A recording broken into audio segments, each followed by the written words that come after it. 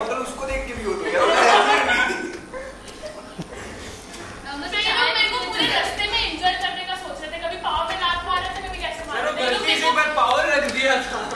अभी इतना देरी हो गया तुम लोगों का बतौला सुनने के लिए नहीं है मेरे पास टाइम नाउ। चलो नेक्स्ट टॉपिक अपना स्टार्ट करते हैं, बैंकिंग। ओके चलो लिखो बैंकिंग कंपनीज।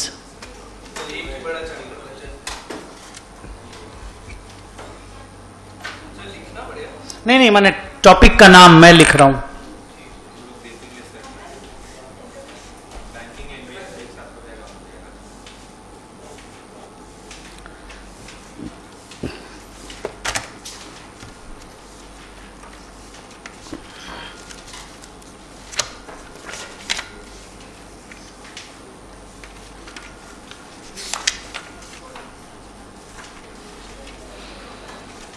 अनुपम एक बार नीचे आओगे।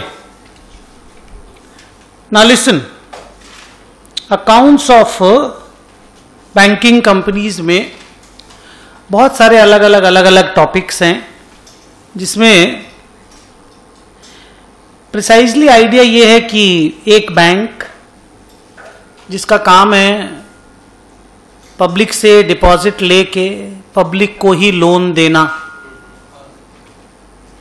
और उसी के डिफरेंस से प्रॉफिट कमाना, इसको नेट इंटरेस्ट इनकम भी बोलते हैं, NII। कई बार पब्लिक से डिपॉजिट लेकर के लोन देने से उतना पैसा नहीं आता है, मतलब पैसे और चाहिए, तो बैंक बोरोइंग भी करती है। बैंकों को बोरोइंग या तो RBI देता है या दूसरा बैंक देता है या कोई फिनेंशियल इंस्टीट्यूशन देता है। बैंक नॉर्मल पब्लिक से लोन नहीं ले सकता। फिर जो भी रेस्ट्रिक्शंस वगैरह है बैंकों का वो आप लोग अपने बुक से पढ़ोगे। हम लोग जो चीज रिवीजन करने के लिए हैं कि हम लोगों को बैंकिंग कंपनी के अकाउंट्स में क्या क्या एस्पेक्ट को कवर करना है रिवीजन पर्पस के लिए। उसमें एक जो सबसे इंपॉर्टेंट एस्पेक्ट है वो है rebate on bill discounted. Before I go to rebate on bill discounted, मुझे आप लोगों को एक बात पहले बोलनी है कि बैंक का डिपॉजिट्स जो होता है, क्या डिपॉजिट्स, वो 4 तरह का होता है और उसको 3 पार्ट में, प्लास्टिक वाला, हाँ फर्स्ट वाले में,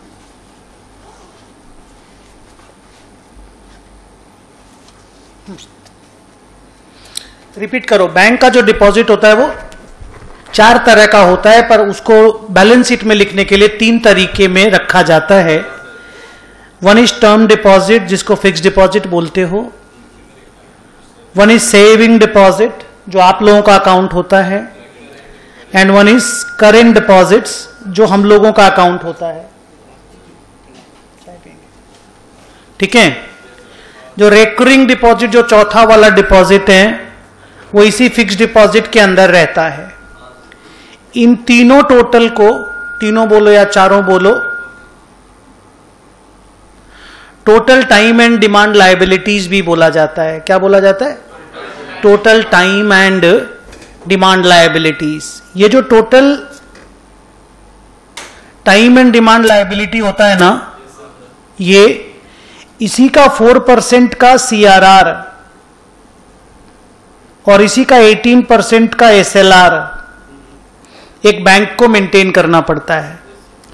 मतलब एक बैंक का टोटल डिपॉजिट 1000 करोड़ का है, तीनों मिला करके, तो 1000 करोड़ का 4% यानी 40 करोड़ रुपया बैंक को रिजर्व बैंक ऑफ इंडिया के पास CRR अकाउंट में मेंटेन करना पड़ेगा। और इसी 1000 करोड़ का 18%, 180 करोड़ रुपया बैंक को अपने पास लिक्विड असेट में रखना पड़ेगा। क्या बोला? लिक्विड असेट में। अब लिक्विड असेट में क्या क्या चीजें आती हैं?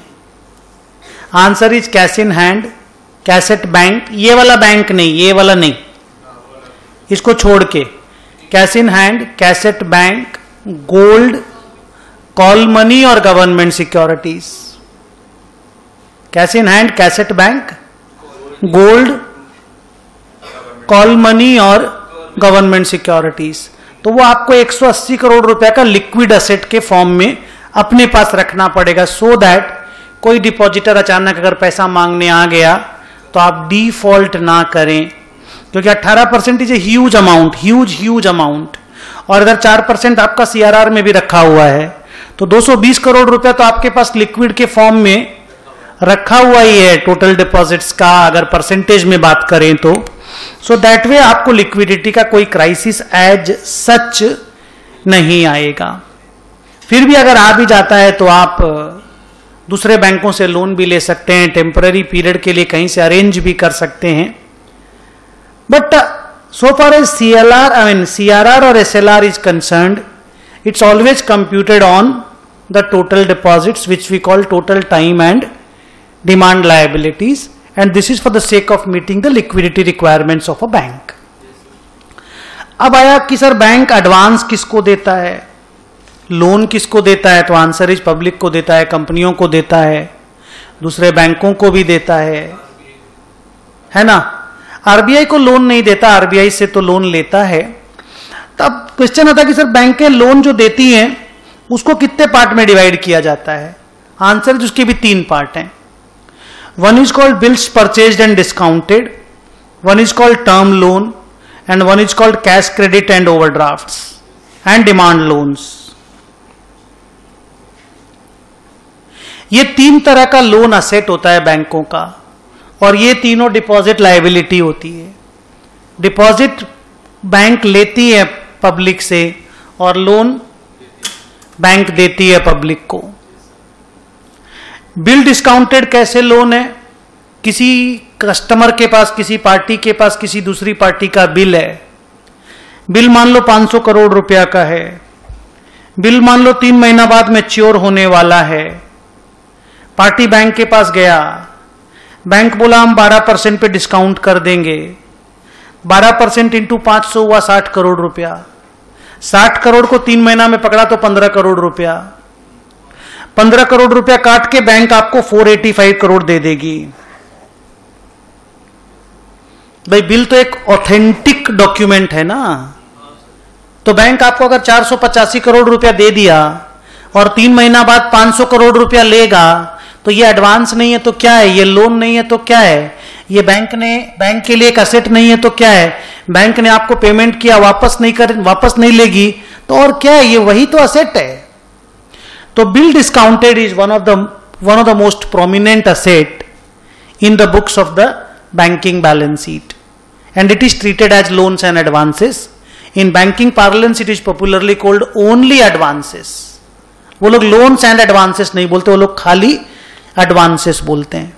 और ये बैंकिंग बैलेंस शीट में शेड्यूल 9 बोल के एक शेड्यूल है बैलेंस शीट में, उस शेड्यूल 9 में इन तीनों एडवांसेस को दिखाया जाता है, इसी तरीके से दिखाया जाता है।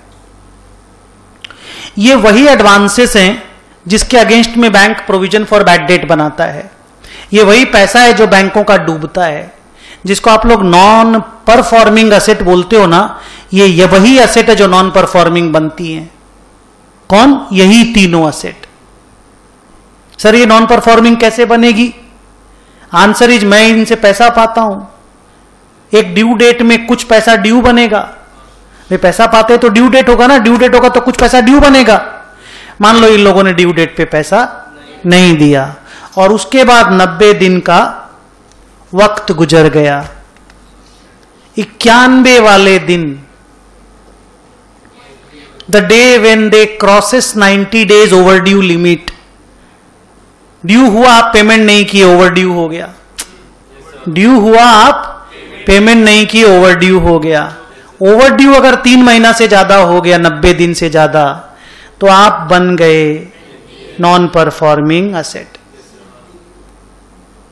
नॉन परफॉर्मिंग असेट बनते ही उसी दिन हम आपको बोलेंगे you are a substandard asset, you are a substandard asset. और being a substandard asset is enough reason कि हम आपके अगेंस्ट में प्रोविजन फॉर बैड डेट बनाएंगे। हम अगर प्रोविजन फॉर बैड डेट बनाएंगे ऑब्वियसली मेरे पीएल को हिट करेगा। हम अगर प्रोविजन फॉर बैड डेट बनाएंगे तो पीएल में डेबिट होगा ना जी, डेबिट होगा ना। और मेरा एडवांसेस को कम करना पड़ेगा। जैसे डेटर में डेटर एक तरह का समझ लो, डेटर के अगेंस्ट में बैड डेट का प्रोविजन बना रहे हो, नहीं समझे, तो ये डेटर को लेस करके दिखाना पड़ता है। तो आप बोलेंगे बैलेंस शीट में एडवांसेस को लेस करके दिखाना पड़ता है। PL2 provision for bad debt is the entry, and then provision for bad debt is shown by way of reduction from the value of advances, जो नॉर्मल हम लोग डेटर्स के साथ किया करते हैं। इसमें जो सबस्टैंडर्ड एसेट होता है ना, एसी बंद करो, क्या बोला? नहीं मैं पूछ नहीं रहा हूं। इसमें जो सब, थोड़ा देर रुक जाओ बेटा, ठंडा लग रहा है एक्चुअली, क्या बोलो उसको, trembling, so just hold on for a minute, थोड़ा देर के बाद मैं चलवा दूंगा। इनमें सब स्टैंडर्ड एसेट होता है, उसमें 3 तरह के प्रोविजन के परसेंटेज है, 15, 20 और 25।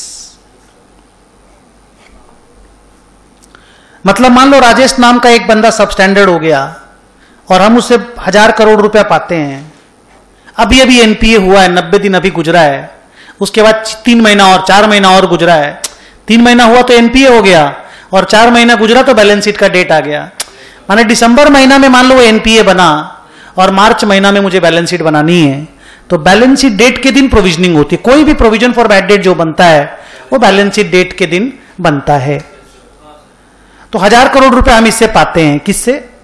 राजेश से। और राजेश मेरे लिए कौन है? एनपीए। डेटर तो ही ऑब्वियसली हम पाते हैं, तो डेटर है कि एनपीए। और एनपीए का भी कौन सी कैटेगरी है? सब स्टैंडर्ड। एनपीए का पहला कैटेगरी होता है सब स्टैंडर्ड। जो एनपीए नहीं होता उसको बोलते हैं स्टैंडर्ड एसेट। जो एनपीए नहीं है वो स्टैंडर्ड एसेट है। अब इसमें जो प्रोविजन बनता है 3 तरह से बनता है, 15, 20, 25। जो नॉर्मल प्रोविजन होता है वो 15% का होता है। क्या बोला? नॉर्मल प्रोविजन 15% का होता है। जो अनसिक्योर्ड एक्सपोजर होते हैं, अब अनसिक्योर्ड एक्सपोजर क्या होता है वो क्लास में नोट में जाके पलटिएगा, बट हम अभी एक डिटेल में तो बात नहीं करेंगे, रिवीजन टाइप से बात करेंगे। जो अनसिक्योर्ड एक्सपोजर होता है उसमें 25% का प्रोविजन बनता है।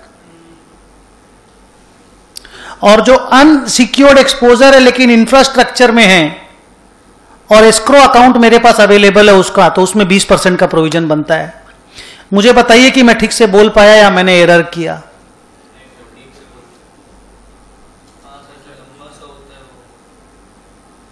पंद्रह, 20 और 25% खाली चेक कीजिए आप अपनी कॉपी निकाल करके।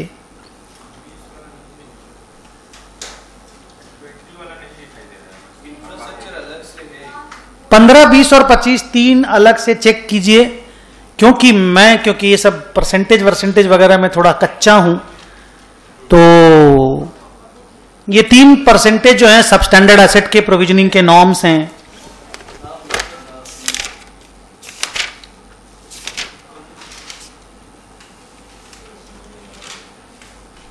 छोड़ दीजिए, मैंने देख लिया, आप लोग देख लेंगे, देखते रहेंगे। मेरा हो गया, करेक्ट है ये, I am not wrong, it's correct, you leave it. आपको बहुत वक्त लगेगा, तब तक मैंने देख लिया।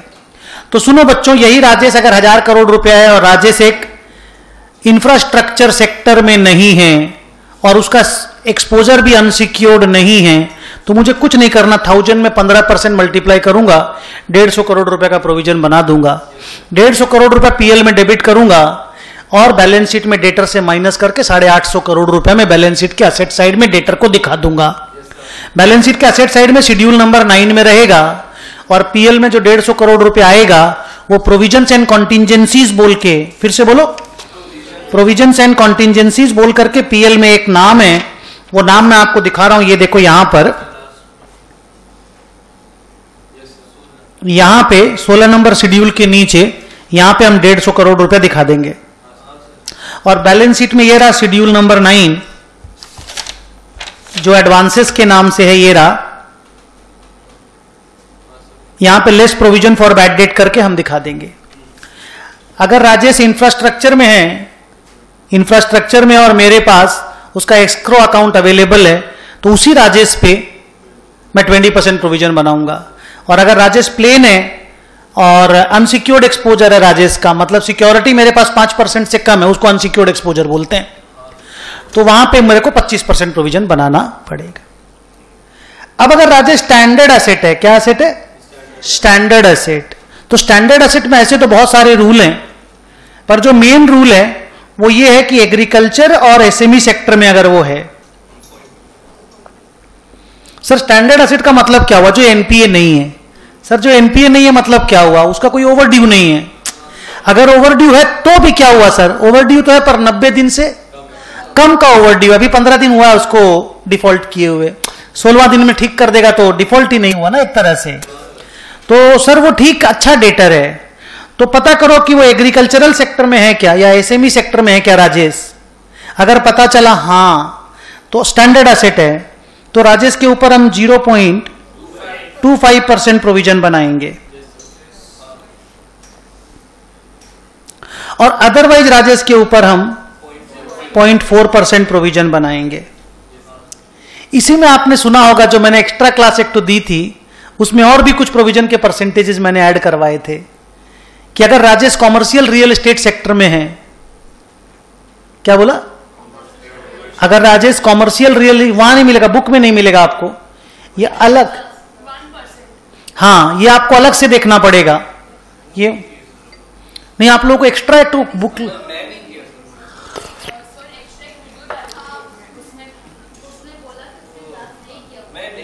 हाँ वो वाला क्लास लेकिन करिएगा आज ही जाकर के। आज नहीं करोगे तो परेशान हो जाओगे। तो मेरे को दे दो बेटा वाला बुक, बोला छोटा सा 2-2 घंटा का, 2 है, 2 घंटा का नहीं होगा, फिर 1 घंटा का होगा,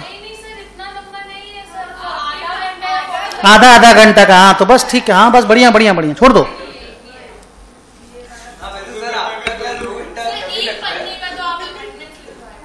हाँ बस ये रहा ना बेटा, देखो ना यहाँ पे, लो ना रिवीजन ही तो हो रहा है। चलो रिवीजन तो करना है यार, वहां रिवीजन यहाँ रिवीजन, बात तो बराबर है। चलो ना करते हैं।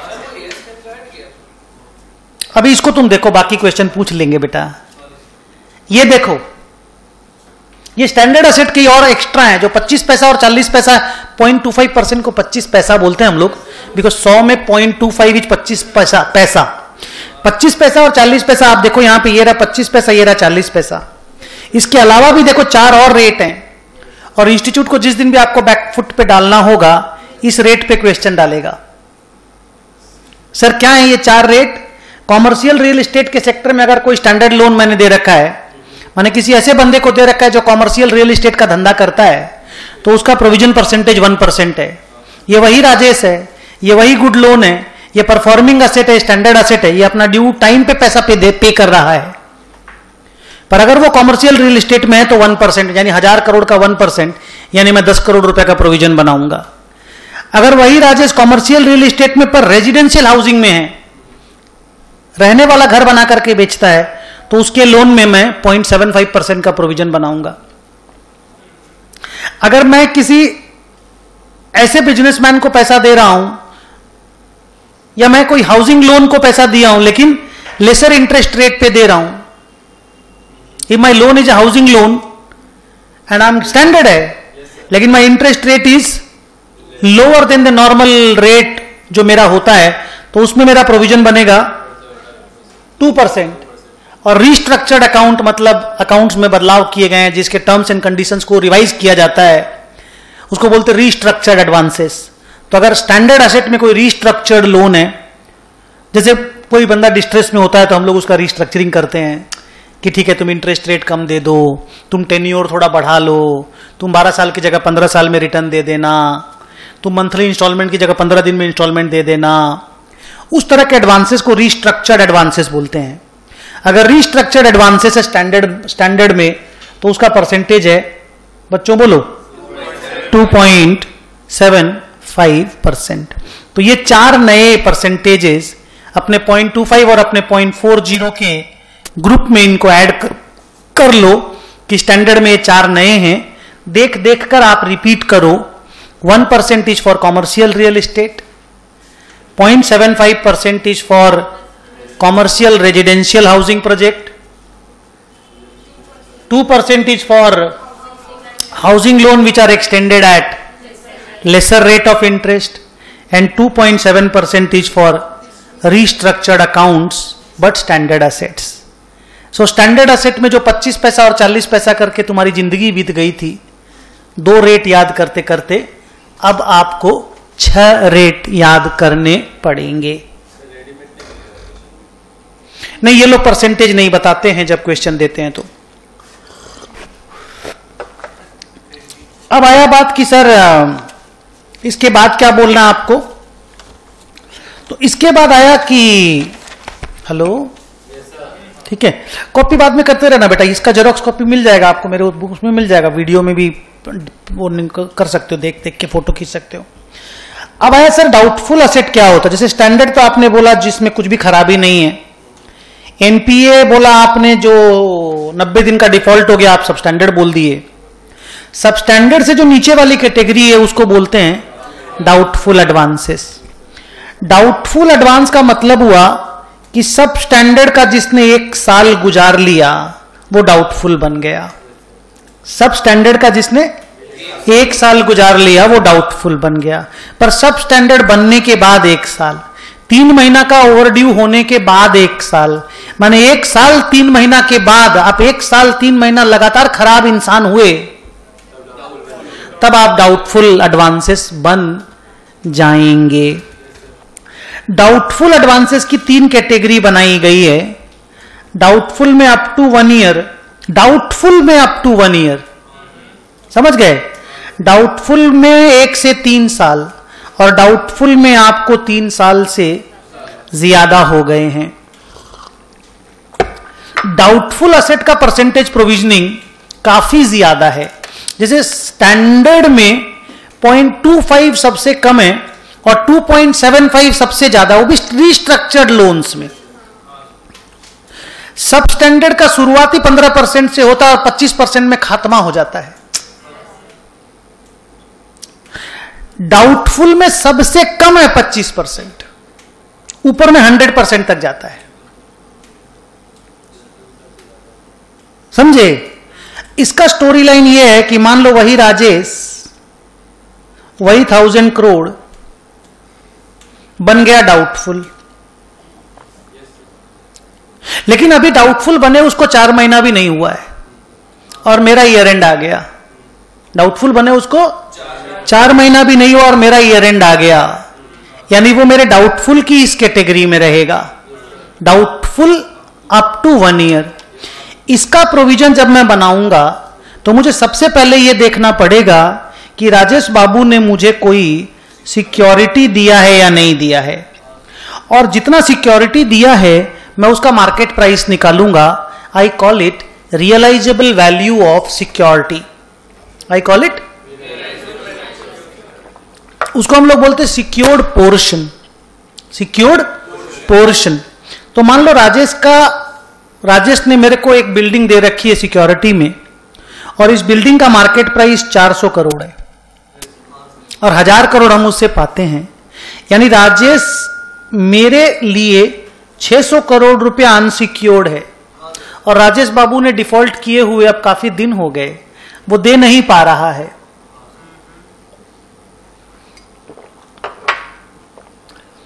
तो उसका जब प्रोविजन बनेगा ना राजेश बाबू के अगेंस्ट में, तो इस 400 करोड़ पे 25%, इस 600 करोड़ का 100%,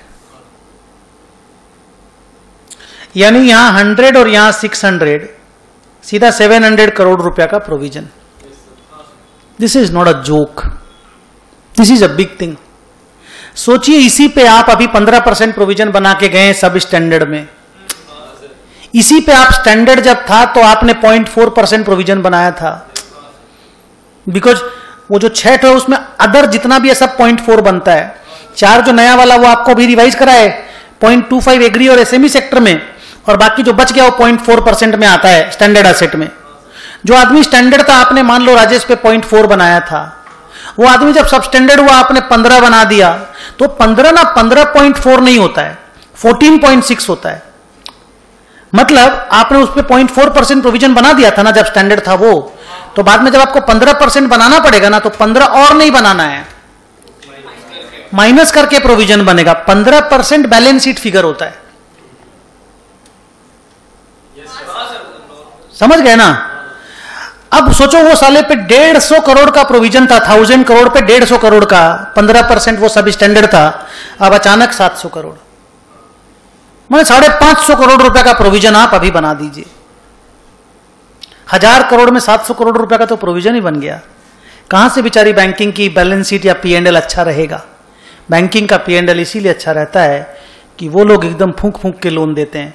पिछले 15 सालों में या रादर पिछले 10 ईयर्स में बैंकों ने लोन इतना संभाल संभाल के दिया है कि मेरे को भी लोन देना मना कर देता वो लोग। आप समझ रहे हो मैं क्या बोल रहा हूं? दे विल डिनाई इवन मी। नहीं, एक तो बात बोल रहा हूं, इतना नेटवर्थ, इतना असेट, जीरो बैलेंस शीट में जीरो लोन, नहीं समझे? तो भी सोचो वो लोग लोन देने से हमको नहीं मना नहीं करता। तो बात बोल रहे थे कि they are so strict, they this paper that paper, this paper that paper,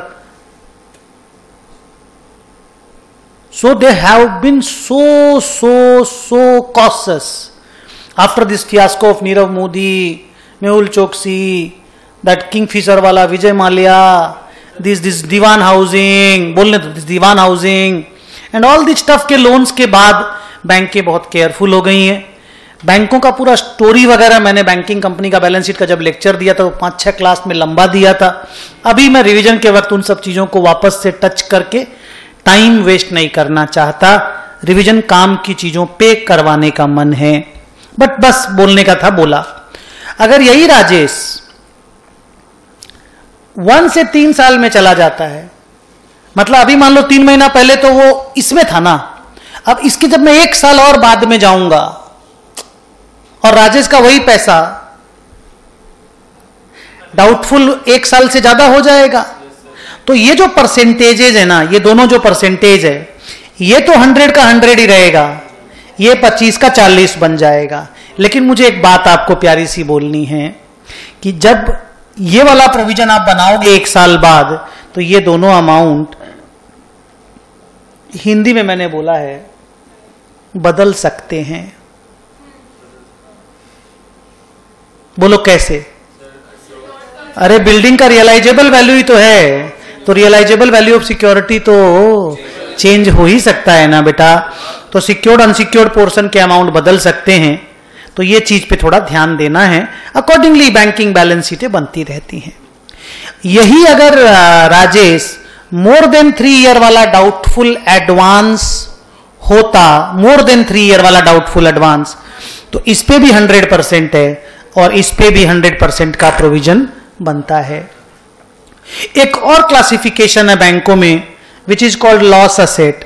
और लॉस असेट में क्या होता है कि या तो बैंक का मैनेजर खुद या इंटरनल एक्सटर्नल ऑडिटर या आरबीआई के इंस्पेक्शन ऑडिटर वगैरह लोग ये डिसाइड करते हैं कि यार इसका पैसा तो अब आएगा नहीं, let it be classified as a loss asset. तो लॉस असेट में कुछ भी देखना नहीं पड़ता, सीधा the provision is 100% of the outstanding balance. ये जितने भी प्रोविजन बनते हैं ना बेटा, ये आउटस्टैंडिंग बैलेंस पे मल्टीप्लाई होते हैं। एवरी टाइम 1000 करोड़ पे मल्टीप्लाई होगा, चाहे 0.25% ही क्यों ना हो, चाहे 100% ही क्यों ना हो, मल्टीप्लाई 1000 करोड़ पे होगा। At best it is 1000 crore. Clear? Even जब 400-600 भी है तो टोटल 1000 करोड़ ही है। डन हो गया बात? अब आता है क्वेश्चन कि सर ये जो प्रोविजन आप बनाते हो ये तो परसेंटेज है, परसेंटेज के हिसाब से प्रोविजन बनता है, तो आप बोलते हो ये बैलेंस शीट के अमाउंट होते हैं और पीएल में इसमें से कितना अमाउंट जाएगा ये पुराना कंपेयर करके बनता है कि पहले से मान लो एक बैंक का टोटल एडवांस है 1 लाख करोड़ का, टोटल एडवांस है 1 लाख करोड़ का, ठीक है। उसके हिसाब से आज के दिन ये बात बोल रहा हूं 31/3/21 का, इसमें स्टैंडर्ड, सब स्टैंडर्ड, डाउटफुल, लॉस असेट सब है, agriculture, SME sector, hello, housing sector से लेके सब है, सब मिलाकर के मेरे को प्रोविजन बनाना है 25,000 करोड़, सब मिलाकर के टोटल ग्रॉस। और मेरा पिछला साल प्रोविजन 23,800 करोड़ ऑलरेडी बनाया हुआ है, ये भी कई सालों से बनाता आ रहा हूं मैं। तो खाली 1200 करोड़ रुपए पीएल में जाएगा बाबू, इतना बड़ा प्रेशर मत लेना, क्योंकि आप बहुत सारा पैसा पीएल में ऑलरेडी भेज चुके हो। तो एक चीज की ये बैलेंस शीट का प्रोविजन है, ये आपको ध्यान रखना है। और बैंकिंग बैलेंस शीट को बैंकिंग का रिवीजन करना हो, प्रोविजन का revision is the most important task. अब आया डिस्कशन कि सर आप एक नया चीज सिखाए थे कि अगर कोई डाउटफुल असेट हो और उस पे अगेंस्ट में अगर DICGC या ECGC का कवरेज हो, ECGC का IPO आ रहा है आजकल में, खुलेगा मोस्ट प्रोबेबली, पता करना तो अभी कहीं मैं पढ़ रहा था, किसी का वर्ड याद आया ECGC और DICGC कवरेज? सर नहीं याद आया। याद है? किसी को नहीं याद आया, आप बुक जाके खोलेंगे, कॉपी खोलेंगे, याद आएगा नहीं, और अभी भी समझ में आ जाएगा आराम से। Sir DICGC deposit insurance credit guarantee corporation, ECGC export credit guarantee corporation, ये लोग क्रेडिट गारंटी के कंपनियां हैं, ये लोग क्रेडिट को गारंटी देती हैं। बैंक पब्लिक को क्रेडिट देती है, ये लोग बैंक को गारंटी देती है। मुन्ना बाद में पलटना बेटा, ये लोग बैंकों को गारंटी देती है कि पब्लिक अगर पैसा नहीं देगी तो हम पब्लिक के बिहाफ में पैसा देंगे, ये लोग उसका कमीशन खाते हैं, ये लोग उसका कमीशन लेते हैं, कमीशन का इनकम इन लोगों का होता है। ह्यूज इनकम वाली कंपनियां, ऐसा नहीं कि बेवकूफ कंपनियां हैं। IPO ला रहे हैं, अभी देखिएगा ना, IPO का प्राइसिंग देखिएगा, सरकारी कंपनियां हैं। अब अगर राजेश जी डाउटफुल हैं, राजेश जी मेरे कॉमन फैक्टर हो गए आज की डिस्कशन में, जैसे वो कंसोलिडेशन पढ़ाए थे तो वो जो सम था वो बेस बन गया था डिस्कशन का, अभी राजेश जी बेस बन गए डिस्कशन के। मान लो राजेश जी एक डाउटफुल एडवांस हैं और राजेश जी को डाउटफुल बने हुए अभी 1 साल से कम हुआ है, माने 1 साल क्रॉस नहीं किया है, 3 महीना ही हुआ है, और राजेश जी से हम 1000 करोड़ रुपीस पाते हैं। लेकिन राजेश जी ने जब लोन लिया था ना तो इनसे गारंटी दिलवाया था ECGC से। राजेश जी एक एक्सपोर्टर हैं तो एक्सपोर्ट क्रेडिट गारंटी कॉर्पोरेशन से गारंटी दिलवाया था। ECGC ने गारंटी दिया था 20% का, ओनली 20%, 50 कर देते हैं, 50% का। ECGC ने गारंटी 50% का दिया था। तो अगर राजेश हो डाउटफुल हो, साथ में ECGC का गारंटी हो और परसेंटेज आपको मालूमात हो, तो प्रोविजन एक अलग ही स्टाइल से बनता है। ये स्टाइल RBI ने डिजाइन करके दिया है जो मैं आपके सामने रखता हूं। सबसे पहले आप एक टेबल बनाएंगे जिसमें पहला अमाउंट आप लिखेंगे आउटस्टैंडिंग लोन। उसमें सबसे पहले आप माइनस करेंगे कि राजेश जी का कोई सिक्योरिटी है क्या, ये वाला नहीं, ECGC वाला नहीं, इसके अलावा लैंड बिल्डिंग प्लांट कुछ दिया है क्या, शेयर बाजार कुछ दिया है क्या। मान लो दिया है 200 करोड़, 200 करोड़, तो बैलेंस कितना बचा, 800 करोड़। अब ECGC का गारंटी माइनस होगा, इसका 50% दैट इज 400, और अब जो निकलेगा वो निकलेगा अनसिक्योर्ड पोर्शन 400।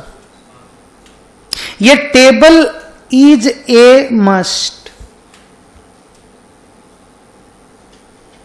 ECGC या DICGC का नाम आते ही फट से ये टेबल बना देना, इसके अलावा इनका कोई काम नहीं है बैंकिंग के धंधे में।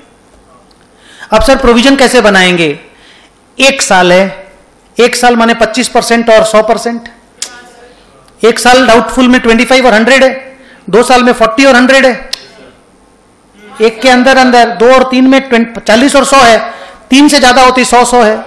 तो ये मैंने आपको बोला था अप टू 1 ईयर है, अप टू, तो 25% और 100%। अब आपका गेस है 25 कहां मल्टीप्लाई करना है और 100 कहां मल्टीप्लाई करना है। 25 यहां मल्टीप्लाई करना है क्योंकि ये सिक्योर्ड लिखा हुआ है, और ये जो अनसिक्योर्ड लिखा है यहां 100% मल्टीप्लाई करना है। इस पे कुछ भी प्रोविजन मत बनाइएगा। तो आपका प्रोविजन अमाउंट बन गया यहां 50 करोड़, यहां 400 करोड़, 450 करोड़। तो सेम राजेश जी अगर ECGC का गारंटी दिलवाते हैं तो उनका प्रोविजन बनाने का स्टाइल थोड़ा सा अलग हो जाता है, बस अनसिक्योर्ड पोर्शन थोड़ा अलग निकलता है, और क्या सिक्योर्ड तो वही है।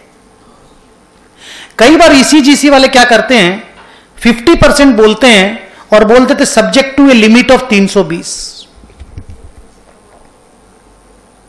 बोला my guarantee is 50% but that will be subject to a limit of 320।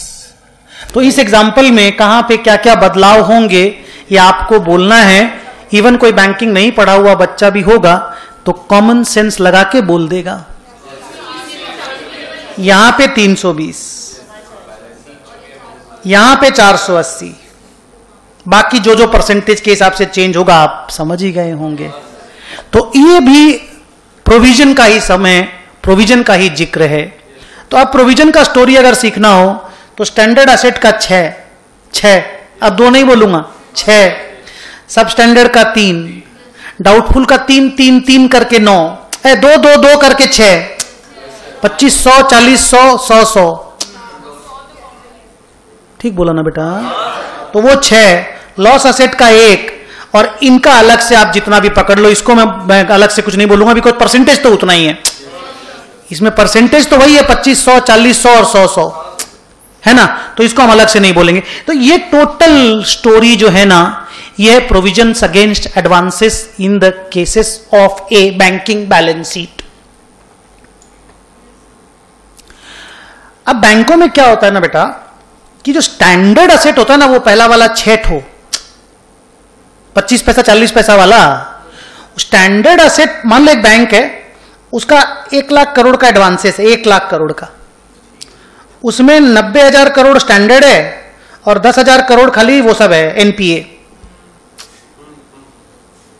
Hello, इस एनपीए का प्रोविजन है करीब करीब 6,000 करोड़ और इसका प्रोविजन है मान लो 1,500 करोड़।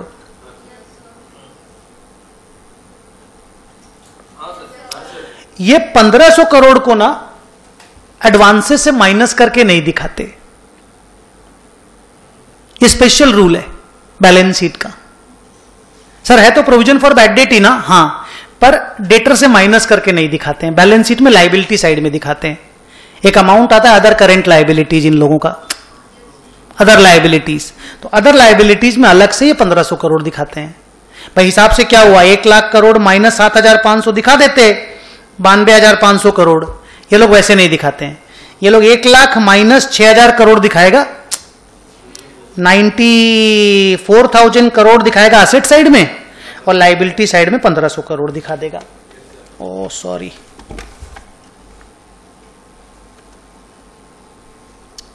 ये वो स्टैंडर्ड असेट के अगेंस्ट में बनाया गया प्रोविजन का बैलेंस शीट में प्रेजेंटेशन कहां पर होता है।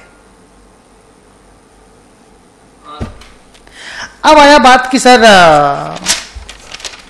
बैंकिंग में रिबेट ऑन बिल डिस्काउंट का कॉन्सेप्ट क्या है? क्या चीज का? रिबेट ऑन बिल डिस्काउंट का। तो पहले तो बिल डिस्काउंट के ऊपर बातचीत होगी, बिल डिस्काउंट के ऊपर ही तो बातचीत होगा।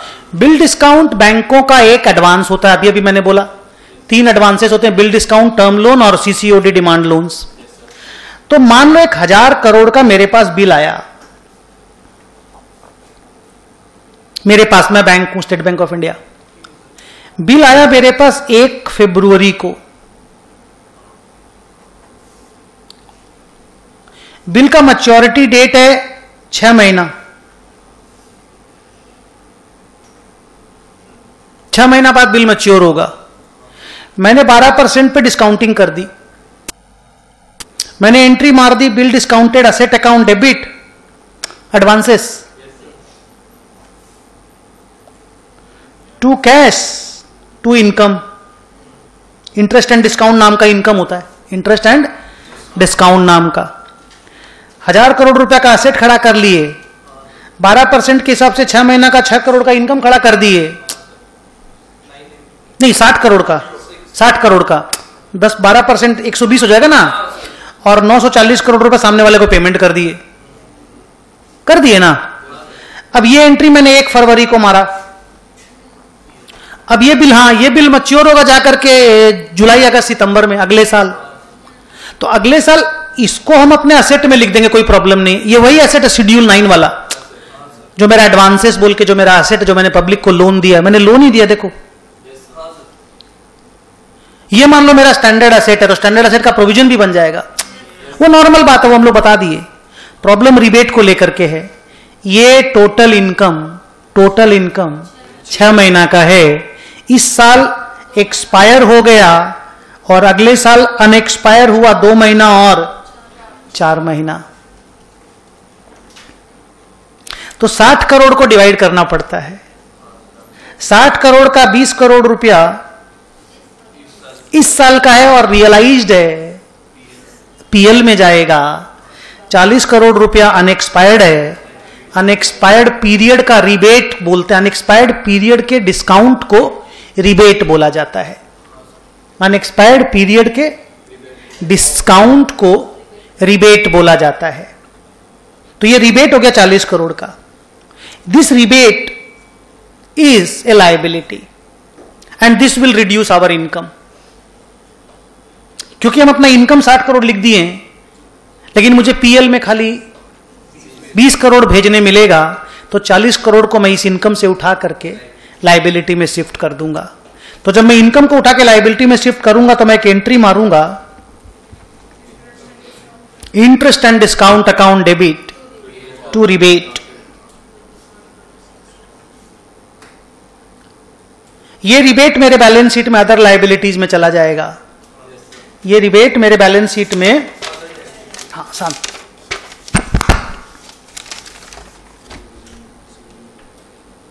ये देखो अदर लायबिलिटीज एंड प्रोविजंस। और ये जो इंटरेस्ट मैंने कम किया अभी, 60 करोड़ को मैंने 40 करोड़ से कम कर दिया, तो ये 20 करोड़ रुपया का जो मेरा इंटरेस्ट इनकम है, वो मेरा इंटरेस्ट इनकम यहां पे आ जाएगा। कहां पर? इंटरेस्ट अर्न्ड में, शेड्यूल नंबर 13 में। आपको मालूम होगा कि एक बैंकिंग की बैलेंस शीट में 12 शेड्यूल खपते हैं माने कंज्यूम हो जाते हैं, और एक बैंकिंग के पीएल में 4 शेड्यूल लगते हैं, है ना। 2 इनकम का 2 खर्चा का, 2 इनकम का 2 खर्चा का। खर्चा में एक 5वां आइटम भी होता है, माने तीसरा आइटम, जिसका नाम होता है प्रोविजंस एंड कॉन्टिजेंसीज। उसमें प्रोविजंस वही प्रोविजन है जिसको आप प्रोविजन फॉर बैड डेट बोलते हो, और प्रोविजन फॉर टैक्स भी इसी में लिखा जाता है। बैंकिंग में अभी रिबेट में वापस आऊंगा, रिवीजन है तो रिवीजन टाइप से करवा रहा हूं, ऐसे ग्रॉस। बैंक जितना प्रॉफिट कमाती है ना साल में जितना प्रॉफिट कमाती है, उसका 25% बैंकों को स्टैट्यूटरी रिजर्व बनाना पड़ता है। अभी भी 25%। आप जो एग्जाम देंगे उसमें 25% का बनाएंगे स्टैट्यूटरी रिजर्व। ये स्टैट्यूटरी रिजर्व बैंक को स्ट्रांग रखने के लिए बनाया जाता है कि अगर एक बैंक 10,000 करोड़ रुपया साल का कमाती है, तो 2,500 करोड़ रुपया बांटना नहीं है, डिविडेंड नहीं देना है पब्लिक को, शेयर होल्डर को मत दो डिविडेंड, रखो अपने पास। बैंक जितना अपने पास रखेगी पैसा, खुद बैंक तो स्ट्रांग होगी ही होगी, आने वाले टाइम पे लेंडिंग भी ज्यादा कर पाएगी। तो 25% का बैंकों को अपने प्रॉफिट का स्टैट्यूटरी रिजर्व बनाना पड़ता है, करेंट ईयर की प्रॉफिट का। अब वापस आते हैं रिबेट पे। ये जो रिबेट आप लोगों ने देखा अभी, ये रिबेट अगले साल, जो अभी लायबिलिटी है इस साल, अगले साल इनकम बन जाएगा। कैसे इनकम बनेगा? हाँ, 4/7 अगले 4 महीना के बाद तो इसका ड्यू डेट आ जाएगा ना, मैच्योरिटी का डेट आ जाएगा। तो उस वक्त इस जर्नल एंट्री को हम लोग एग्जैक्टली उल्टा कर देते हैं। This journal entry will get reversed and we pass an entry rebate account debit to interest and discount account which will be transferred to income। अब अगर इसको समरी करके मैं आपको बोलूं, रिबेट का फाइनल समरी, कि मेरा ट्रायल बैलेंस में ओपनिंग रिबेट है 400, रिबेट, इंटरेस्ट एंड डिस्काउंट का इनकम है 12,000, सब करोड़ में है, मैं करोड़ बोल नहीं रहा हूं, ये दोनों ट्रायल बैलेंस में है। और मेरे को बोला गया क्लोजिंग रिबेट का प्रोविजन बनाना है 500।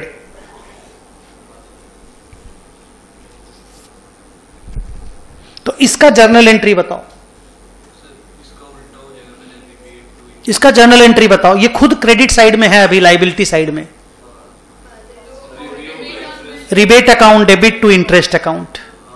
ये तो इंटरेस्ट में ऑलरेडी क्रेडिट है, इसका जर्नल बोलने का दरकार नहीं है, ये तो इंटरेस्ट का इनकम को क्रेडिट कर करके आया है लगातार एवरी डे करके।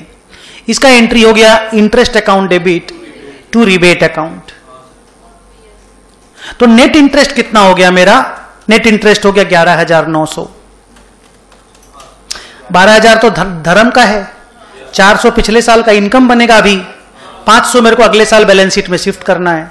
तो 11,900 रुपया मेरे को P&L में शिफ्ट करना पड़ेगा और मेरे बैलेंस शीट में 500 रुपीज जाएगा। बोलो 500 क्यों जाएगा? बैलेंस शीट क्लोजिंग डेट में बनता है और क्लोजिंग रिबेट एक लायबिलिटी होता है।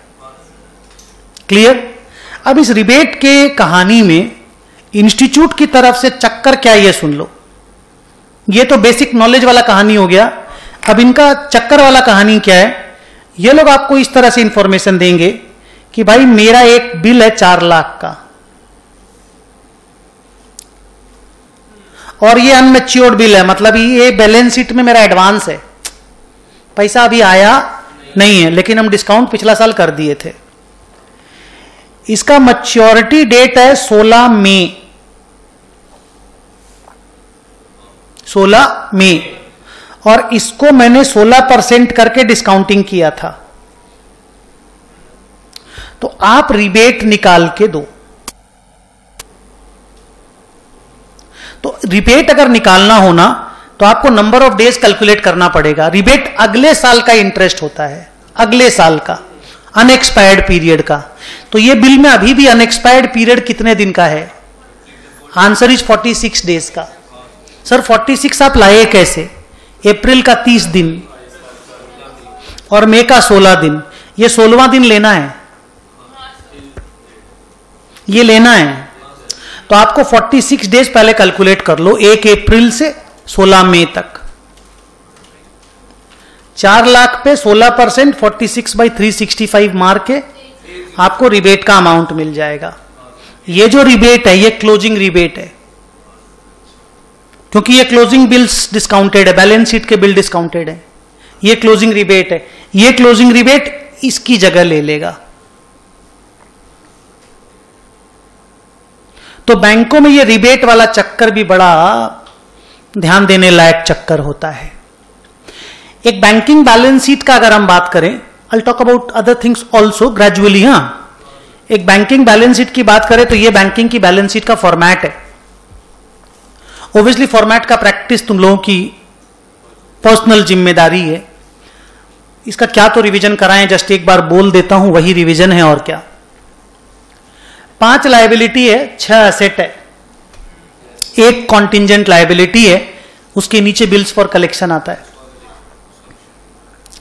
5 लायबिलिटीज के नाम है capital, reserves and surplus, deposits, borrowings, other liabilities. 5 के नोट्स बनते हैं। नोट्स को बैंक वाले लोग शेड्यूल्स बोलते हैं, जिसको कंपनी बैलेंस शीट में हम लोग नोट्स ऑन अकाउंट्स बोलते हैं, बैंकिंग बैलेंस शीट में शेड्यूल टू अकाउंट्स बोलते हैं। इसमें ये वही डिपॉजिट है, कौन सा वाला?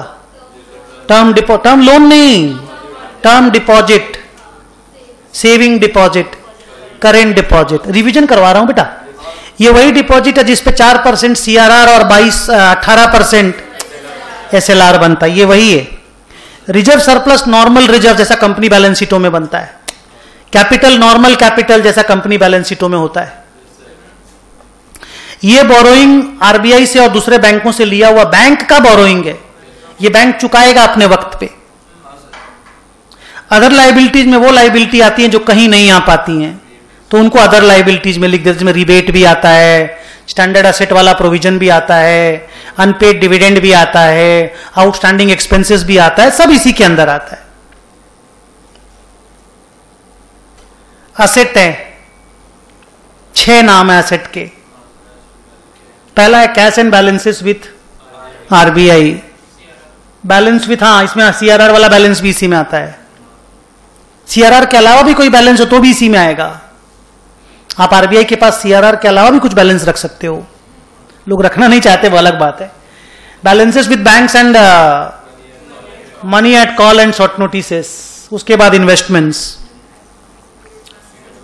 फिर एडवांसेस, ये सबसे मेन असेट होता है 9 नंबर शेड्यूल, जिसके ऊपर पूरी चर्चा है भाई। एनपीए इज द चर्चा of the game. Mehul Choksi बाहर क्यों है? क्योंकि वो एनपीए है। विजय माल्या बाहर क्यों है? क्योंकि वो एनपीए है। सब लोग पैसा रोक के रखा है बैंकों का। उसके बाद फिक्स्ड असेट्स, उसके बाद अदर असेट। सरप्राइजिंग है लेकिन देखो fixed asset banking balance sheet में कितना नीचे है। जो प्रॉपर्टी प्लांट एंड इक्विपमेंट आप कंपनी की बैलेंस शीट में सबसे टॉप पे रखते हो, ये लोग कितनी बेइज्जत करके नीचे रखते हैं उसको। उसके बाद अदर असेट्स है। कॉन्टिंजेंट लायबिलिटीज वैसा ही है। बिल्स फॉर कलेक्शन क्या होता है आप जानते हैं, वैसे हम अभी रिवीजन करवाएंगे। ये P&L का फॉर्मेट है। 2 इनकम नाम है, इंटरेस्ट अर्न्ड और अदर इनकम। अदर इनकम में आता है commission, exchange and brokerage, profit on sale of assets, profit on revaluation of assets, फिर वो profit on investment, sale of investments, exchange transactions, ये सब आता है। इंटरेस्ट वगैरह, मिसलेनियस इनकम वगैरह। इंटरेस्ट सारा यहां पे आएगा। हाँ, इंटरेस्ट छोड़ के बाकी सारा इनकम अदर इनकम में आता है। फिर इंटरेस्ट एक्सपेंडेड है। इंटरेस्ट बैंक 2 ही जगह देती है, 3 जगह देती है। एक अपने डिपॉजिटर्स को देती है बैंक, एक जिनसे बोरो करके पैसा लाई है, और एक अगर आरबीआई से लोन लिया है तो आरबीआई को देती है। ऑपरेटिंग एक्सपेंसेस में सब कुछ आ गया। बोलिए क्या? Salaries, rent, printing, depreciation, directors fees, audit fees, नहीं समझे? ट्रैवलिंग से लेके एवरीथिंग इसी के अंदर आ गया। प्रोविजंस आपको मैंने बता ही दिया। प्रोविजन फॉर बैड डेट वाला जो परसेंटेज वाला माइनस कर दिए तो प्रॉफिट आ गया। अब आप बोलेंगे सर टैक्स कहां गया? टैक्स इसके अंदर है। Provision for bad debt, provision for tax, दोनों एक ही साथ प्रोविजन में आ गया। इसमें ये प्रॉफिट, ब्रॉट फॉरवर्ड प्रॉफिट, जो पुरानी वाली प्रॉफिट है वो ऐड हो गई। उसके बाद उसको जहां जहां अप्रोप्रिएशन करना था हमने अप्रोप्रिएट कर दिया। तो ये बेसिक फॉर्मेट है। अंदर जो डिटेलिंग ऑफ द शेड्यूल्स हैं, वो शेड्यूल का डिटेलिंग ऑब्वियसली आप लोगों को पढ़ना है, उसके ऊपर अभी हम फोकस नहीं कर सकते। सीआरआर के बारे में मैंने आपको बोल दिया था थोड़ी देर पहले। हेलो, सीआरआर में मैं एक बात और बोलना चाहता हूं कि अगर मान लो मेरा टोटल डिपॉजिट 1 लाख करोड़ का है और मेरे को 4% का सीआरआर बनाना है, तो मेरे को 4000 करोड़ रुपए आरबीआई के पास रखना है सीआरआर अकाउंट में। अगर मेरा आरबीआई के पास 3900 करोड़ रुपए पड़ा है तो हमको 100 करोड़ और आरबीआई में ट्रांसफर करना पड़ेगा। और अगर मेरा 4200 करोड़ है तो मैं रख सकता हूं वहां पे 200 करोड़ पड़ा हुआ, और मैं चाहूं तो 200 करोड़ निकाल के बिजनेस में यूज भी कर सकता हूं। ये जो मैं आपको बता रहा था एसएलआर के बारे में, इन 5 असेट का नाम मैंने आपको सुनाया था। ये जो मेरी बुक में 18.5 है, आज के दिन बदल के 18% हो गया है।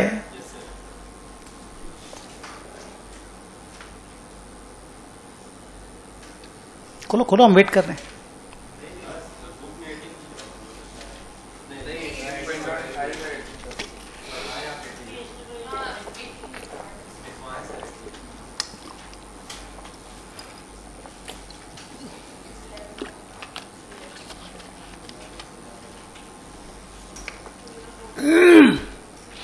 अब इसमें क्या है ना बेटा, क्वेश्चन कैसा आता है मैं आपको बताता हूं कि ये 5 असेट बता देगा आपको अलग अलग करके, और आपको बोलेगा चेक करिए कि बैंक का स्टैट्यूटरी लिक्विडिटी रेशियो मेंटेन्ड है कि नहीं है। नहीं समझे? अब आपका मान लो टोटल डिपॉजिट 1 लाख करोड़ है, आप उसका 18% निकाले तो 18,000 करोड़ रुपया आया। आपने इसका टोटल करके देखा आपके पास 19,500 करोड़ है, तो यू आर सेफ। आपकी लिक्विडिटी मेंटेन्ड है। आप 1500 करोड़ रुपया अभी और पब्लिक को लोन दे सकते हैं आराम से। अभी 1500 करोड़ का और लोन देने के लिए आपको कहीं से पैसा मांगने का जरूरत नहीं है, आपके पास लिक्विड असेट इतना है। फिर मैं आपको ये नॉन परफॉर्मिंग असेट्स के बारे में बता रहा था सारा बात। फिर मैं आपको ये DICGC ECGC के बारे में अलग से बता रहा था, पर मैं कॉकटेल बना करके पढ़ाया।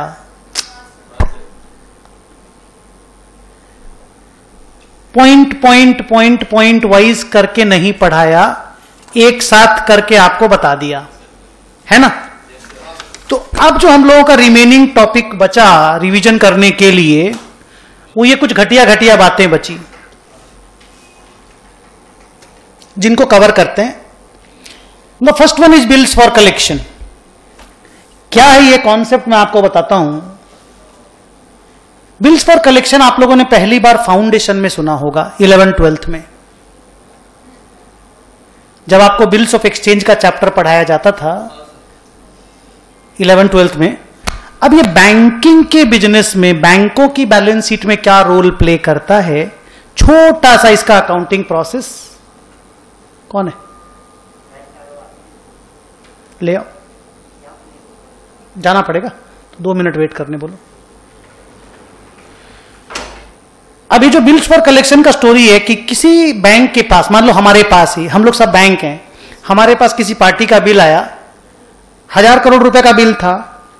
वो पार्टी बोला हमको 3 महीना बाद ही पैसा चाहिए, हमको आपसे डिस्काउंटिंग नहीं चाहिए, बस आप ये बिल रखो, 3 महीना बाद पार्टी के पास जाना, कलेक्ट करके मेरे को दे देना, आपका जो कमीशन बनता है ले लेना।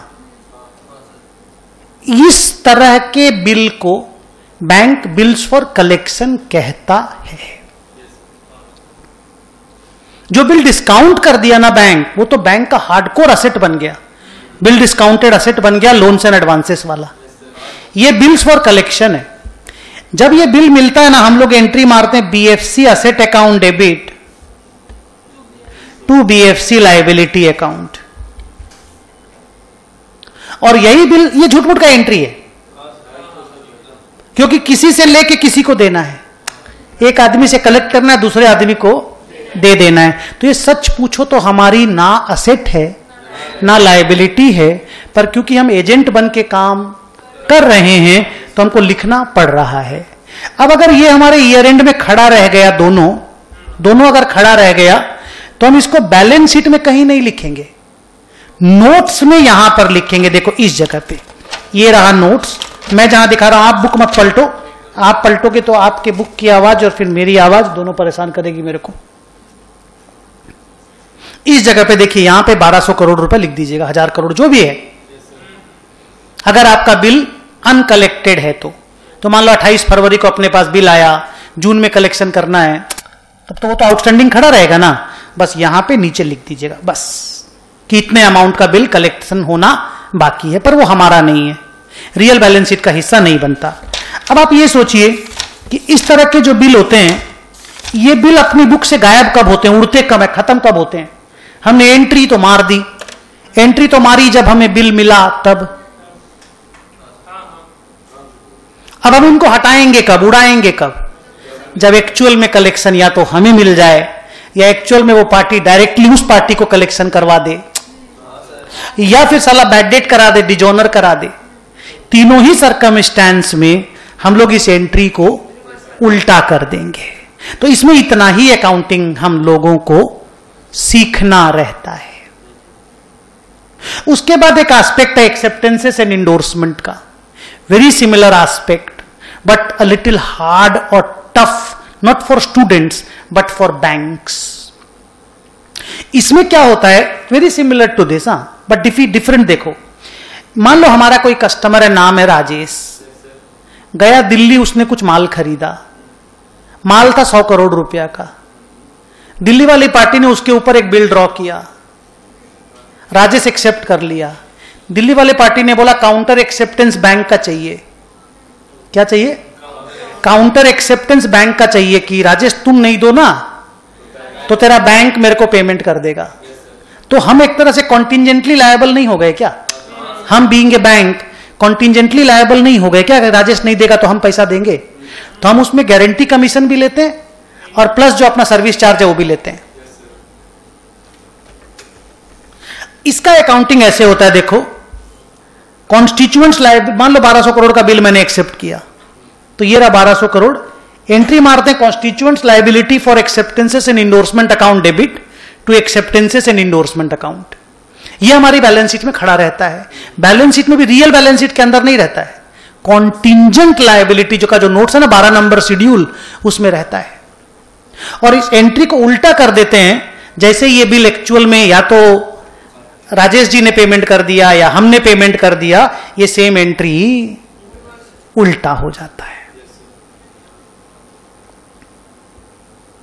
अगर ये बैलेंस शीट में जिंदा है तो बैलेंस शीट के अंदर इसका जगह नहीं, इसका जगह है देखो कहां पर, शेड्यूल 12 में under the heading contingent liabilities. Okay,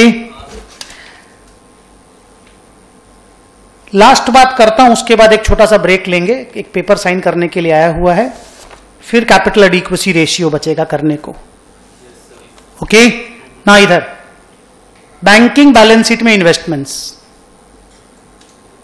ऐसे तो अभी बहुत चर्चा चल रही कि बैंकों को इंड एस के सिस्टम में ले आया जाए, let banks come into Ind AS, because NBFC सब इंड एस में जा चुकी है।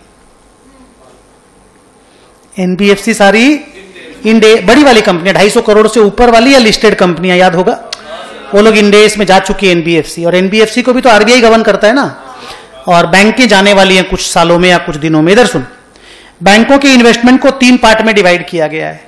जैसे हम लोग इन्वेस्टमेंट अकाउंटिंग एज 13 पढ़ते थे तो लॉन्ग टर्म और करेंट पढ़ते थे, बोलो हाँ।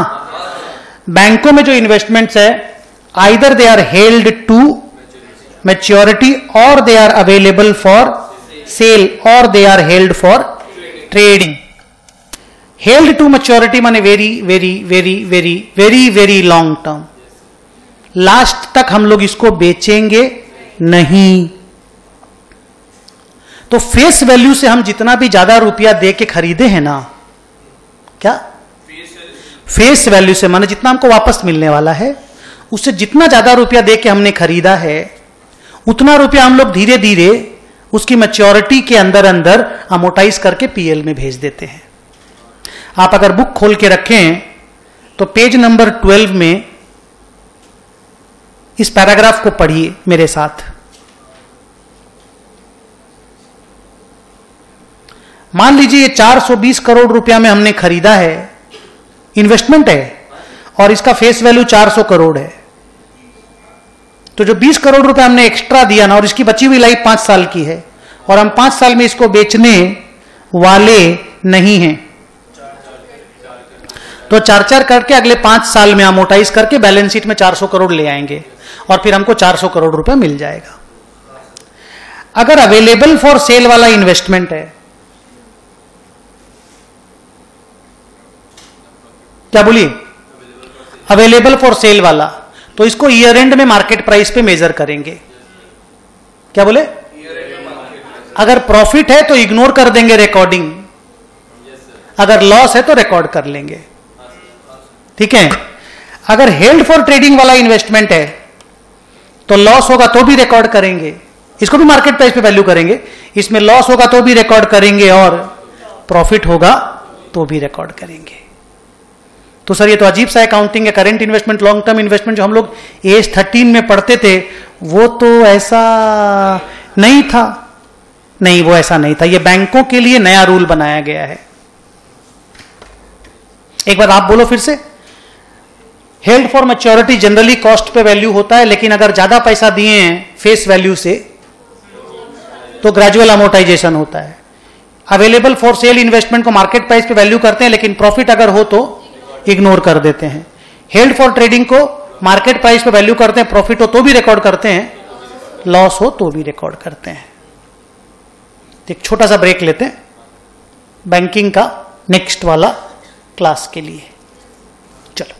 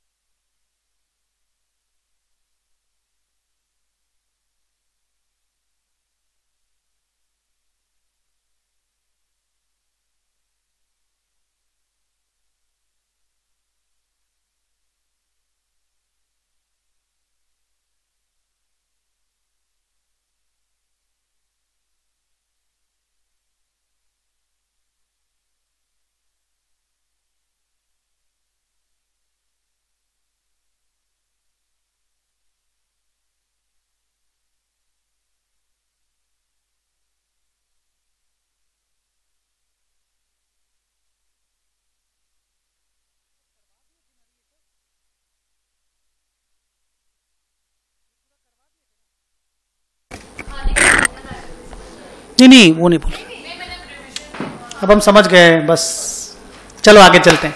अब सुनिए, अब हम लोग का बैंकिंग में रिवीजन करने के लिए जो टॉपिक बचा उसका नाम है capital adequacy ratio. Capital adequacy ratio का मतलब क्या हुआ? कैपिटल एडिक्वेसी का रेशियो का मतलब हुआ बैंकों के पास जो अपना पैसा है वो एडिक्वेट है या एडिक्वेट नहीं है, मतलब बैंक सफिशिएंटली कैपिटलाइज्ड हैं या नहीं है। एक्चुअली बैंकों को ये बोला जाता है कि आपको कैपिटल एडिक्वेट रखना चाहिए। अगर आपके बहुत सारे लॉसेस हो जाते हैं तो आपका कैपिटल धीरे धीरे गिर जाता है, तो आपको वापस से कहीं से भी कैपिटल मेकअप करना चाहिए और वो कैपिटल एडिक्वेसी रेशियो मेंटेन आपको करना चाहिए। अपना पॉइंट क्या है मालूम? कि कैपिटल एडिक्वेसी रेशियो निकलता कैसे है, और ये इतना पॉपुलर है कि बहुत बार एग्जाम में हम लोगों के इस पे सम्स आते हैं, बहुत ज्यादा पॉपुलर एग्जाम में ये। इसमें 3 स्टेप हैं। स्टेप नंबर 1 टीयर 1 कैपिटल निकालना, स्टेप नंबर 2 टीयर 2 कैपिटल निकालना, step number 3 risk weighted asset निकालना, और आखिरी स्टेप बोलिए या जो भी बोलिए, tier 1 capital plus tier 2 capital divided by risk weighted asset multiplied by 100 is your आगे कैपिटल एडिक्वेसी रेशियो।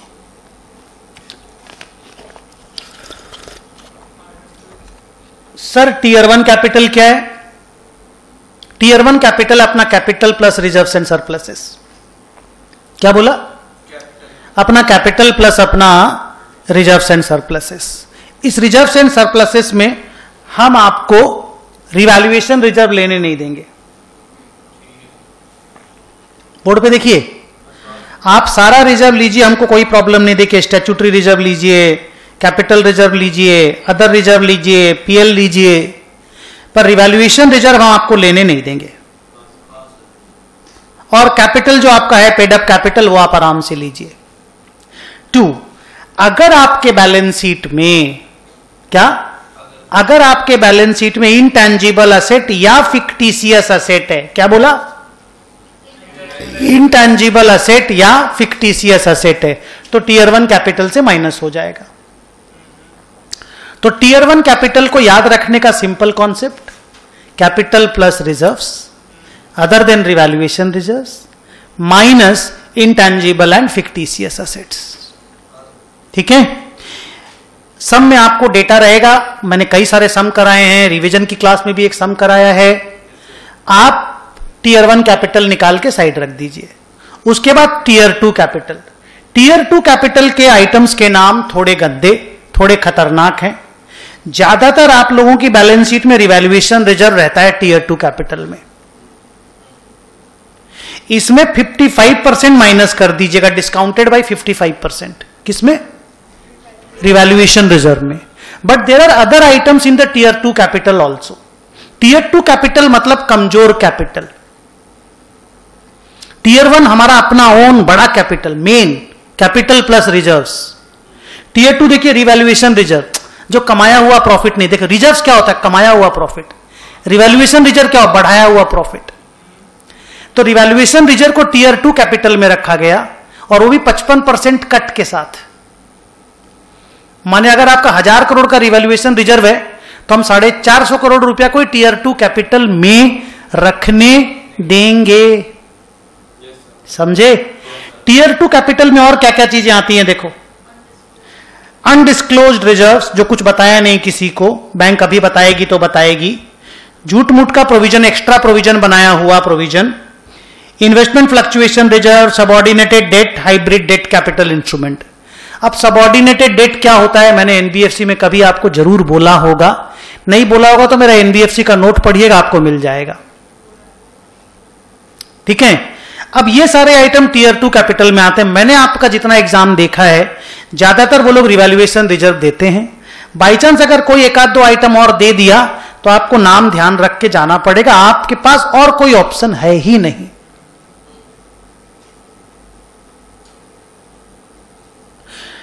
मान लीजिए टीयर 1 कैपिटल आया 6000 करोड़, टीयर 2 कैपिटल आया 300 करोड़, दोनों मिला दिया तो आया 6300 करोड़।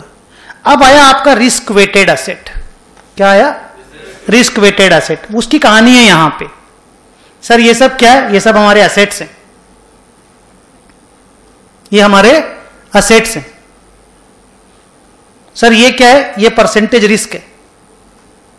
सर ये परसेंटेज रिस्क किसने बताया? आरबीआई ने। सर करना क्या है? ये सारे अमाउंट, ये हमारा तीसरा वर्किंग नोट है। पहला वर्किंग नोट टीयर 1 कैपिटल निकालना, capital plus reserves minus fictitious minus intangible asset. थोड़ा सा हेल्प कर दो। और टीयर 2 कैपिटल निकालना, revaluation reserve, subordinated debt, hybrid debt instrument, नहीं समझे, अनडिस्क्लोज्ड रिजर्व्स, वो सब। फिर स्टेप 3 रिस्क वेटेड एसेट। इसमें हमको 3 कॉलम बनाना है, name, amount, percentage amount. 4 column, asset का नाम, असेट का बैलेंस शीट वैल्यू, ये परसेंटेज रिस्क मल्टीप्लाई किया हुआ अमाउंट। ठीक है, ये परसेंटेज आपको याद रखना है। और कुछ और परसेंटेज मैंने एक्स्ट्रा दिया है यहां पर, ये परसेंटेज भी आपको याद करना है।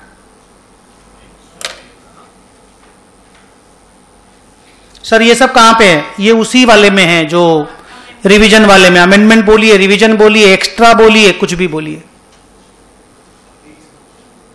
ठीक है सर, पहले इस पे बात कर लीजिए ना। आइए करते हैं। ये सारा परसेंटेज आरबीआई ने बताया है। फॉर एग्जाम्पल मान लीजिए मेरे पास cash balance with RBI 1000 crore है, तो हम यहां लिखेंगे नाम, 4 कॉलम है तो नाम हो गया कैश बैलेंस विथ आरबीआई, यहां अमाउंट लिखे 1000 करोड़, यहां परसेंटेज है 0%, 1000 into 0% 0। Balances in the current account with other banks, मान लीजिए 1000 करोड़ है, 1000 into 20% 200। Investment in government security 0% risk, other investment 100% risk, loans and advances guaranteed by the government 0% risk, other loans and advances 100% risk, premises building holding 100% risk. ये सारे balance sheet के item है। ये नीचे non balance sheet item है जिसको आप लोग कॉन्टिंजेंट लाइबिलिटीज वगैरह बोलते हो, ये उसके नीचे लिखना पड़ता है। ठीक है, बिफोर दैट ये कुछ और आइटम भी अब देख लो नया, जब रिवीजन कर ही रहे हैं तो इन नाम को भी सुन लो, किसको मालूम एग्जाम में साला इसी नाम के साथ समा जाए। Investment in bonds issued by other banks 20%, मतलब किसी दूसरे बैंकों ने बॉन्ड इश्यू किया, हमने उसमें इन्वेस्टमेंट मारा, 20% का रिस्क है। वैसे 1000 crore into 20% equal to 200। Investment in the venture capital funds 150% का रिस्क है। सर 150 मतलब फिगर है बस, उससे ज्यादा रीड मत करो। Loans guaranteed by public sector undertaking, government ने गारंटी दिया, 0% रिस्क है। Loans against leased asset 100% risk है। Advances against term deposits, bank का अपना ही टर्म डिपॉजिट के अगेंस्ट में एडवांस दिए हैं, माने बैंक ने डिपॉजिट लिया है, उसी के अगेंस्ट में क्लाइंट को लोन दिया है, तो डूबेगा ही नहीं ना, बैंक के पास तो पैसे ही पड़ा हुआ है, 0% रिस्क है। तो वो उतना परसेंट और ये सारा और परसेंटेज मिलाकर के टोटल कर दिया, रिस्क वेटेड एसेट आ गया। इसमें ऑफ बैलेंस शीट आइटम सब में ये देखो, रेडी, ये कुछ ऑफ बैलेंस शीट आइटम्स हैं। One is letter of credit, letter of guarantee, bills, ठीक है, non funded exposure to real estate. इधर देखिए, वो ये तो यहां दिया हुआ ही है, ये वहां भी था तो मुझे लगा कि ये नया है, पर ऑलरेडी इस बुक में भी है, यहां पे देखिए। ठीक है सर, करना क्या है, बस कुछ नहीं रे, अमाउंट परसेंटेज लिख के मल्टीप्लाई कर देना है, मल्टीप्लाई करके ऐड कर देना है। अब ये हुआ देख आपका टीयर 1 कैपिटल 6000, टीयर 2 कैपिटल 300, और मान लो टोटल आपका रिस्क, ये ऊपर में 6300 आ गया, टोटल आपका रिस्क वेटेड एसेट है मान लीजिए 70000 करोड़। मल्टीप्लाई नहीं, डिवाइड, हाँ इंटू, मल्टीप्लाइड बाई 100, सॉरी। तो ये 6300 बाई 7000 इंटू 100, 6300 बाई 70000 ना इंटू 100, 9% आपका आ गया कैपिटल एडिक्वेसी रेशियो। आप इसका मतलब समझिए कि मेरा total worst to worst case में मेरा 70,000 करोड़ रुपया डूबेगा। वर्स्ट केस में डूबेगा नहीं, बहुत खराब अर्थक्वेक आ गया, कोरोना सबको खत्म कर दिया तब, तो मेरा अपना फंडिंग 9% का है। अभी शायद बैंकों ने 12% का टारगेट रखा है, एग्जैक्ट मेरे को अब ध्यान नहीं है, आप गूगल मार करके देखिए, मैं चाहता हूं कि मैं भी देखूं capital adequacy ratio of banks का रिक्वायरमेंट क्या है। मेरी नजर में 12% होना चाहिए और एनबीएफसी में 15% है। Capital adequacy ratio of banks in India,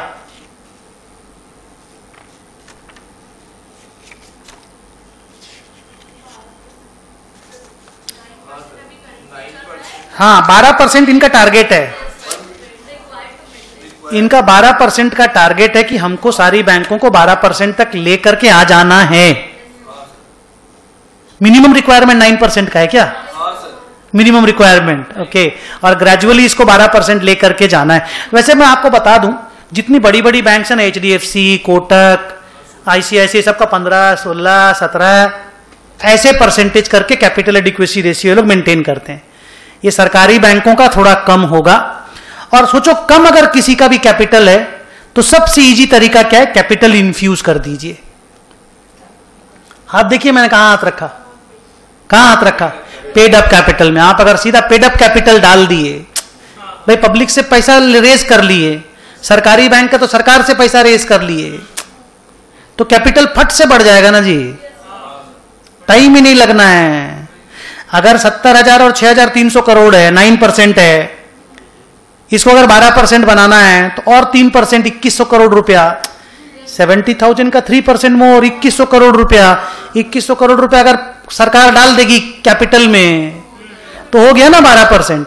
लेकिन प्रॉब्लम क्या है कि it's not a game of 2100 crore रुपया, it's a game of 2,10,000 crore रुपया। नहीं समझे? एक्चुअल में these amounts are very huge, very very huge.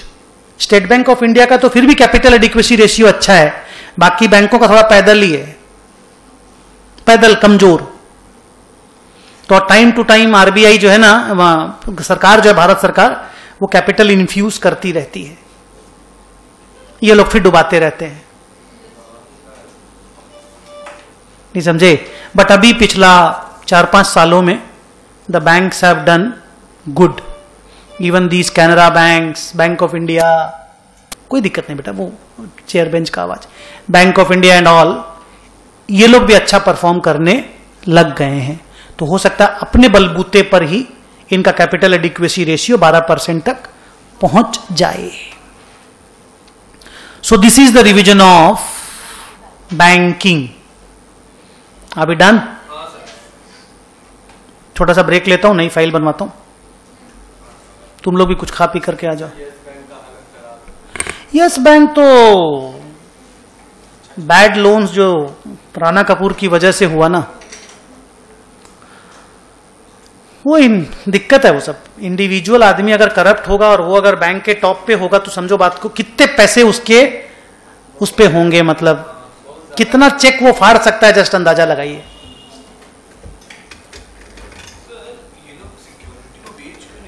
बेचते हैं तो बहुत मुश्किल से बिकता है ना। मान लो बिजनेस असेट है, क्या बेच दोगे बताओ? अब मशीन है किसी का, किसको बेचोगे मशीन को? इतना बड़ा मशीन है 5 लाख करोड़ रुपए का या 70,000 करोड़ का, कौन खरीदेगा मशीन? सेम कोई कंपनी का धंधा करने वाले लोग खरीदेंगे, तो वो लोग तो सस्ता दाम में खरीदेंगे ना, क्यों खरीदेंगे? कैसे बिकेगा? कौन खरीदेगा? सबका अपना अपना कैपेसिटी बिल्ट है। अभी देखिए ना, भूषण स्टील को टाटा स्टील ने खरीदा, सेम तो पोजीशन था ना, सेम सिचुएशन है ना। भूषण स्टील एनपीए हो गया, टाटा स्टील ने खरीदा, तो सस्ता में खरीदेगा ना जी। तो बैंकों का पैसा डूबना ही डूबना है, मान के चलो।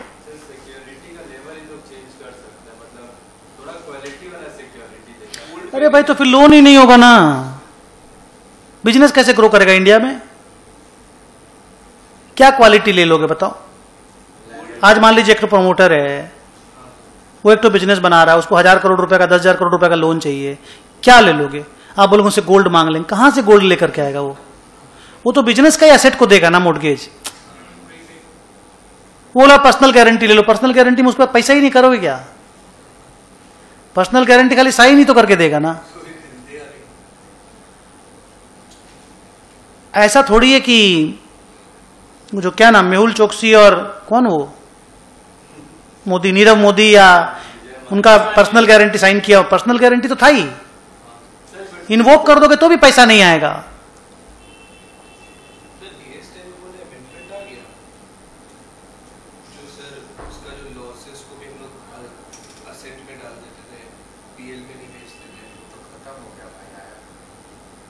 फॉरेन एक्सचेंज फ्लक्चुएशन नहीं, वो अभी जिंदा है, खत्म नहीं हुआ, वो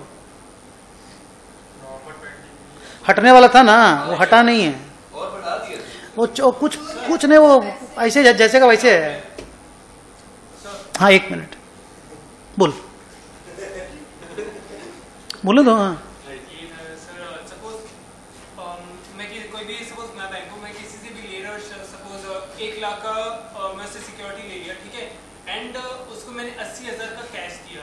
मतलब जो भी 80,000 का लोन ले दिया, मेरे पास 1 लाख का है एसेट उसका, उसके बाद भी मतलब इतना डिफरेंस होने के बाद भी बहुत बार कंपनी को लॉस हो जाता है। हाँ अरे 1 लाख बिकेगा नहीं ना 1 लाख में। नहीं सर, मतलब एक किसी को बुलाया, वो फेयर वैल्यू निकाल के दिया, मतलब आज का मार्केट प्राइस कि उस सिक्योरिटी को अगर तुम बेचेगा तो आज का 1 लाख मिलेगा सर, उससे कम लोन दे रहा है, फिर भी बैंक को लॉस हो रहा है सर।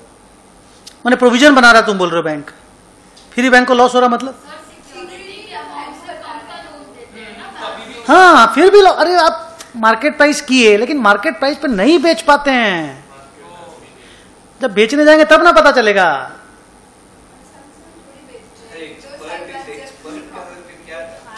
अरे उसका मार्केट प्राइस 1 लाख है, दैट डजंट मीन कि थ्रो एंड सेल इट।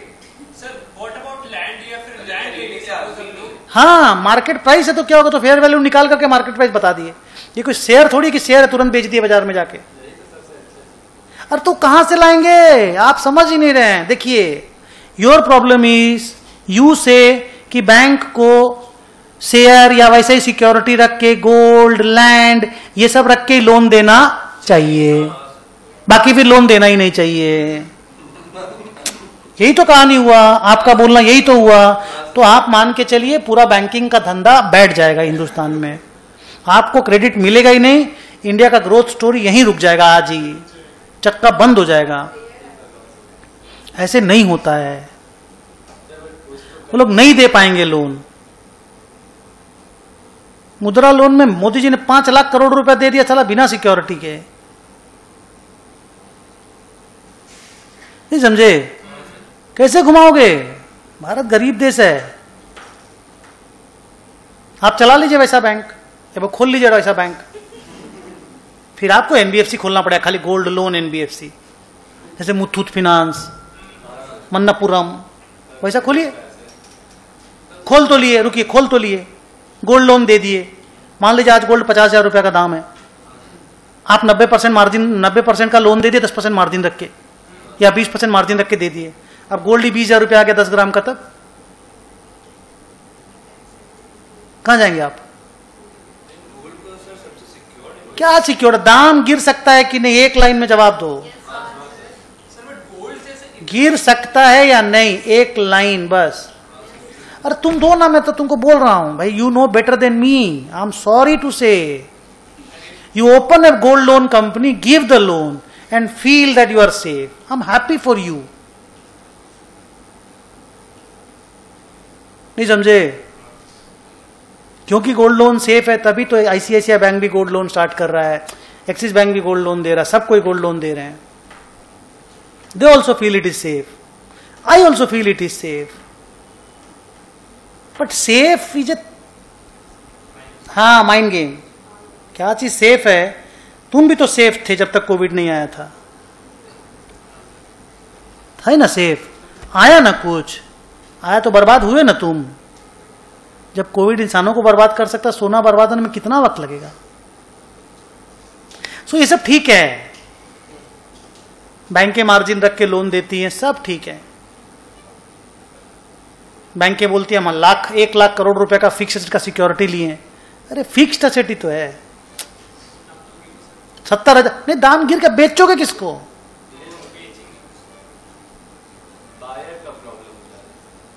वो टाटा स्टील ही खरीदेगा 50,000 करोड़ में, भूषण स्टील हो कोई टाटा स्टील खरीदेगा, नहीं समझे? इस्पात इंडस्ट्री हो कोई एलन मित्तल खरीदेगा, तो सस्ता मिलेगा ना जी। इधर में बैंकों का लोन इंटरेस्ट जोड़ जोड़ के बढ़ता जाता है। हम तुम मान लो बिजनेसमैन हो, हम बैंक हैं, हम 1 लाख करोड़ की फिक्स एसेट के अगेंस्ट में तुमको 80,000 करोड़ का लोन दे दिए, 20% मार्जिन रख के दिए, हम एकदम सेफ हैं, हम बॉस बन के घूम रहे हैं। तुम्हारा कंपनी में बिजनेस में लॉस होना चालू हुआ, बिजनेस में लॉस हुआ तुमको, जेन्युइन बिजनेस में लॉस। 1 लाख करोड़ रुपया को यूज करके तुम बिजनेस करना चालू किए, बिजनेस में लॉस होना चालू हुआ, तुम मेरा ब्याज पेमेंट करना बंद करने लगे, मेरा इंटरेस्ट जुड़ जुड़ के 80,000 करोड़ रुपए जो है 6 साल में हो गया 1,60,000 करोड़। फिक्स एसेट तो अभी भी 1 लाख करोड़ की है, वो तो डिप्रीशिएट होकर और नीचे चली गई, अभी बायर और नहीं मिलेगा, मेरा लोन 1,60,000 करोड़ का है। कुछ थे कि देवेन हिट लेना ही पड़ेगा, इसलिए बैंकें क्या करती हैं, कंसोर्टियम बना के लोन देती हैं। एक लोन 6 आदमी देगा, थोड़ा थोड़ा सब बर्बाद हो जाओ, एक तो पूरा बर्बाद नहीं होगा ना। अच्छा, बैंकों में एक तो रूल याद रखिएगा, एनपीए का इंटरेस्ट इनकम लिख नहीं सकते, अक्रूअल बेसिस पे आप बैंकों में एनपीए का इंटरेस्ट इनकम नहीं लिख सकते। और ये सब अभी इस तरह का क्वेश्चन आंसर